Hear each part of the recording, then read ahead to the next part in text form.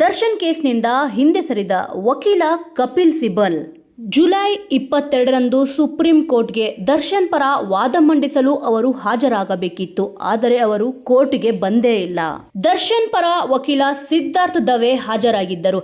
ಕಪಿಲ್ ಸಿಬಲ್ ಅವರು ಗೈರಾಗಿದ್ದರಿಂದ ಕೇಸ್ ಬಗ್ಗೆ ಅಧ್ಯಯನ ಮಾಡಲು ಸ್ವಲ್ಪ ಕಾಲಾವಕಾಶವನ್ನು ಸಿದ್ಧಾರ್ಥ್ ದವೆ ಕೇಳಿದ್ದಾರೆ. ಕೆಲ ಕಾಲವಷ್ಟೇ ವಾದ ಮಂಡನೆಗೆ ನ್ಯಾಯಾಲಯ ಅವಕಾಶ ನೀಡಿತ್ತು. ಅಲ್ಲದೆ ಲಿಖಿತ ರೂಪದಲ್ಲಿ ವಾದ ಮಂಡಿಸಲು ಸೂಚನೆ ನೀಡಿ ಗುರುವಾರಕ್ಕೆ ವಿಚಾರಣೆ ಮುಂದೂಡಲಾಗಿದೆ.